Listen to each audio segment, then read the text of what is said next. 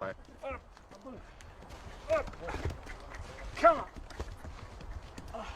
path was back-breaking.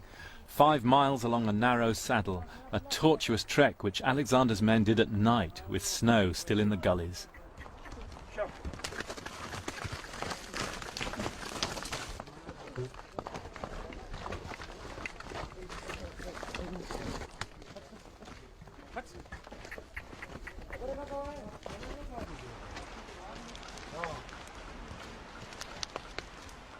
According to the Greeks, their advance guard was led by local guides up onto the rock, and they came on a secret path. And there's only one way that could be, it's this. It comes across this narrow neck of land, which is the only way you can get onto the rock. The ground, as you can see, falls away dramatically on either side, with huge crags on either side. So this must be the route that the Greeks took.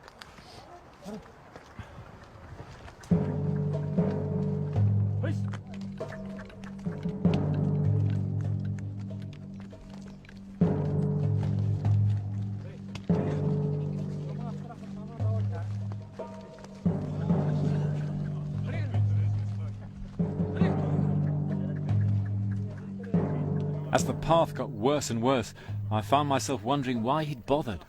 Were the people on top such a threat to him?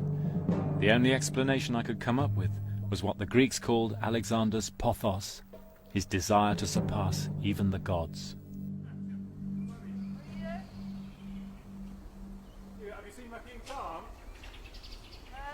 By nightfall, we'd become separated. Our guides were lost. It was pitch dark before we found somewhere to stay, an abandoned mosque used in summer by the shepherds.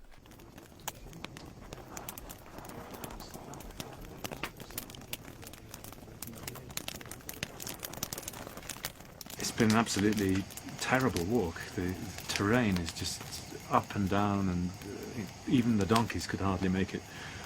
Much worse than crossing the Khawak Pass in the Hindu Kush. In fact, it almost made me believe that they couldn't have come this way. It's so difficult. You couldn't get an army through there.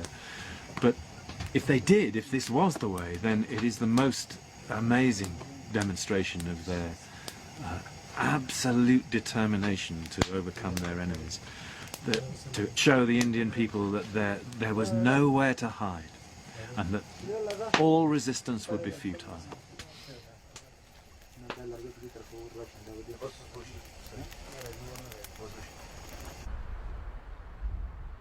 Next day, in a chill dawn, we looked down on the Indus from 8,000 feet. At 6 o'clock, after cold water and biscuits, we blearily prepared to carry on. It never ceased to amaze me how Alexander was able to inspire his men.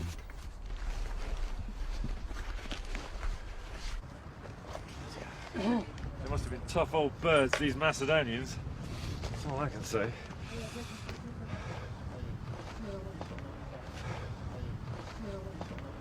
We're nearly there.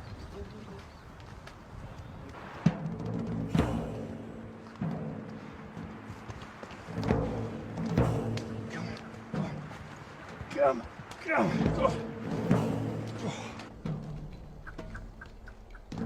At nearly 9,000 feet, we reached the top of the ridge above Chakesar.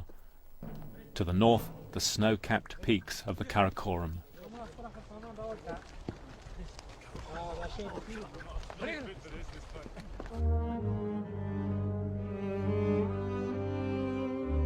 Alexander's men now discovered that a deep ravine lay between them and Chakesar itself, and unbelievable as it may seem, Alexander ordered his troops to bridge it. There was about a 500-yard gap that the Greeks needed to bridge.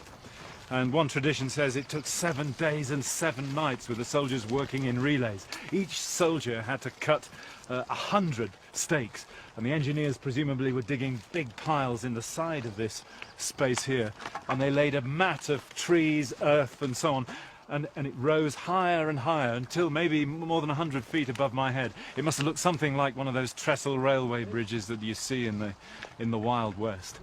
And within the week, they'd built the causeway up enough to allow their catapults and artillery to concentrate on the Indian defenders, and then the fate of the rock was sealed. The Indians tried to surrender, but Alexander swept along the ridge and massacred them or drove them off the cliffs. On top, he left an altar to Athena as goddess of victory.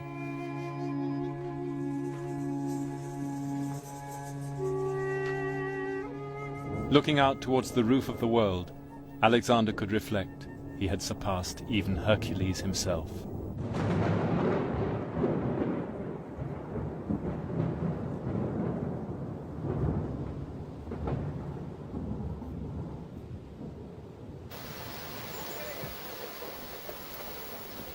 Back on the Indus, Alexander's engineers had built a huge bridge of boats ready for the crossing.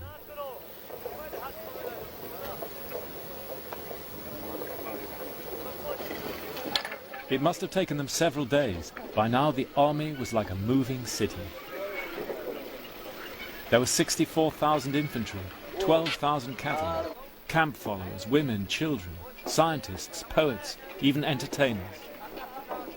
And the surveyors who were still measuring every step from Greece to the end of the earth. And that was getting closer every day.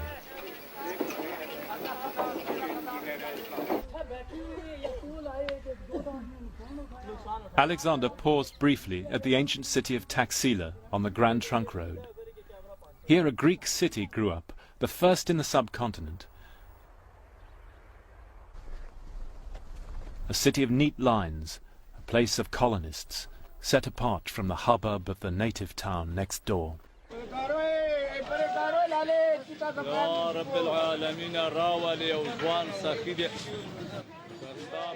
For centuries after, Greek was spoken in these streets just as English is now. In the bazaars you can still find the coins of Alexander's successors, Greek Maharajas lauding it in a Greek Raj. This is Greek. Yes, Eucratides the Great. Where did the coin come from? Does he know? And on their coins the heirs of Alexander proudly sport the cavalry hat and scarf of Alexander's crack units, with all the swagger of fighter aces, the viciously valiant Greeks as the Indians called them. So began the meeting of two of the great civilizations in history. Alexander too was shown with the headdress of elephant hide, conqueror of India. That was his ambition now.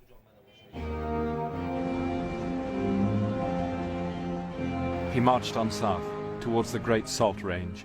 Long before the Grand Trunk Road, this was the ancient route into India.